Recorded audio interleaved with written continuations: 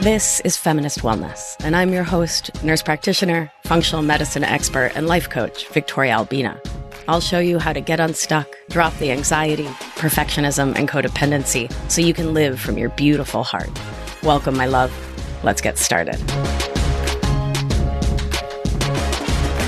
Hello, my love. I hope this finds you doing so well. My perfect tender raviolis, I came up with another amazing metafora, and I'm so stoked to share it. From the brain that brought you Taller Toddlers, episode 190. Remember that one? It was like we do all these things to take care of ourselves when we're an actual toddler, and then we're like 35 or 45 and we haven't properly rested or fed ourselves or like taken care of ourselves, and then we're wondering why we feel bonkers. You are a taller toddler, and I want you to treat you like one. From the brain that came up with Be the Cake, episode 166, kitten steps, which I started looking for like the original episode where I talked about kitten steps, and it's unfindable. I talk about it everywhere, all the time. So from the brain that brought you those three and like 473 other random metaforas I can't even come up with, comes bracing and intentional tolerance. So now, like, hearing it out loud, it's not like such a great metaphor in that it's not like cute or funny, but it is also such a great metaphor because it's so evocative of the thing that it's about. And I think it'll really help you to feel what I'm talking about and thus get the concept and see it in your life and apply the remedies we'll soon discuss to shift this experience. And come on. Isn't that what it's all about? I mean, it helps if it's cute, if it's like Taller Toddler or Be the Cake or Kitten Steps, but does it have to be hilarious to heal? I think not. It does help. So I will come up with another cute metaphor for you soon enough, something like, let your inner chipmunks do backflips. And that'll mean like some really profound thing about self-love. And it'll be great. And we'll be back to LOLing soon, pinky promise. But for now... Let's get into this because I'm really excited about it. And when I came up with it, it just felt really great. Like, you know, when you've been thinking about something for a long time and working on it, working with it, and then suddenly the language clicks. So my goddess of a book editor, Hannah, I love you. We were talking about boundaries and how when you're new to setting them, they often need to be made of like actual reinforced steel because we're so scared they'll crumble otherwise. And so when we're new to this work, we set some really intense limits that are maybe overdoing it, but it's because it's so new, right? And so overdoing it is totally expectable, totally understandable, no judges on that, right? The work is to expand our nervous system so we don't have, right, to use the Buddhist term, grasping at such intense boundaries to like do the work for us because we're able to flow with what is, without letting it F us up like it used to. And from that conversation, the framework of bracing versus intentional tolerance was born. And yeah, sure, the language is still clunky, but I'm loving it for what it explains and what it does. I'm using the word tolerance here, which to be real is a word I don't like, but I'm using it because science. It's a word used in the nervous system nerd world to talk about our capacity to stay regulated and present with and in ourselves when life happens to and around us. So the term in like the science and the papers is window of tolerance. And we've talked about it here before. The scientific definition of tolerance refers to an organism's ability to endure, adapt to, or resist changes in the environment without experiencing significant damage or alterations in function. Yeah? So effectively, tolerance is how much BS you and your nervous system can be with, put up with, be surrounded by before you lose your cool and start throwing tables or shut down and crawl to the back of the cave. And that's what we're working with today. The window of tolerance in your nervous system and how much garbage we tolerate in emotional outsourcing. Got it? Got it. Okay, so the difference between bracing tolerance and intentional tolerance in the healing journey on out of emotional outsourcing is a profound shift, both somatically and physiologically. When we emotionally outsource, habitually placing other people's emotions, needs, or reactions ahead of our own in a bid for safety, connection, and validity, we often find ourselves locked in a state of what I am now calling bracing tolerance. That's the kind of tolerance that feels like a physical or emotional contraction, an attempt to muscle through discomfort, to grit our teeth and bear it. Bracing tolerance is survival mode. It's putting up with and feeling put upon, and it sucks. And it's rooted in fear and the nervous system's learned responses to threats, perceived or real, that come from disappointing others, speaking our truth, or setting boundaries. It feels like there's an invisible rope pulled tight within our bodies, holding us rigid as we attempt to navigate the discomfort of unmet needs, unexpressed desires, and the constant negotiation of ourselves in relation to others. This kind of tolerance is built on resentment, tension, manipulation, and self-abandonment. It's the, fine, I'll tolerate this. I'll put up with it. I'm going to feel really resentful and annoyed and irritated, and I'm definitely keeping score energy of swallowing our no, holding our breath, and pushing through situations that feel somewhere between, and like deeply wrong. All in the name of maintaining some semblance of connection or avoiding conflict or potential abandonment. So all of that was what it sounded like on the inside, but on the outside, it sounds like, yeah, sure, fine. Yeah, I can do that. Totally. No, I mean, I had some other plans, but like, I'll cancel them. It sounds like this is really important to you. So like, yeah, no, I can do that. Physically, we might notice tightness in our jaw, clenching in our gut, shoulders hunch and stiff, shallow breathing, a flare of IBS or other belly pain, joint pain, headaches. Emotionally, we're tapped out, exhausted from the hypervigilance of keeping other people's feelings in check while disregarding our own. Our nervous system ping-ponging with the sympathetic and dorsal all over the place. In essence, bracing tolerance comes from a place of unresolved fear and a lack of safety within ourselves. It reflects a deep-seated nervous system pattern, often from childhood, from our socialization and our conditioning within white settler colonialism, late-stage capitalism, and of course, the patriarchy that says, I have to tolerate this BS, this mistreatment, this denial of my capital S self, my preferences, my desires, my wants, who I actually am, in order to be safe, loved, or thought of as worthy.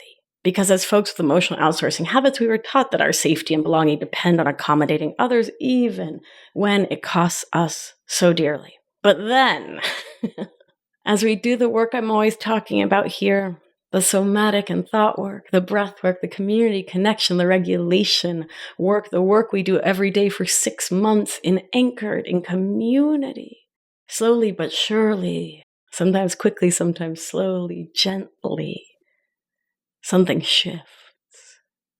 Healing from emotional outsourcing means learning to inhabit our bodies, to listen to our own needs, and to recognize that true connection doesn't come from betraying ourselves, but from showing up authentically with our needs and desires intact.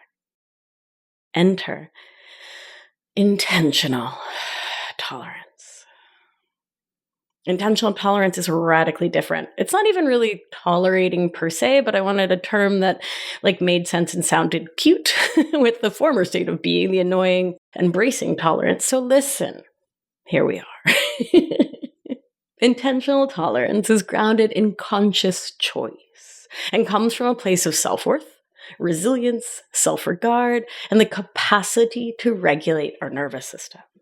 Rather than being driven by fear and self-abandonment, intentional tolerance has its roots in grounded presence and arises from a deep understanding of your capacity to hold complexity and discomfort, to be with life in its lifiness, not as a sacrifice of yourself, but as an act of agency, autonomy, and compassion.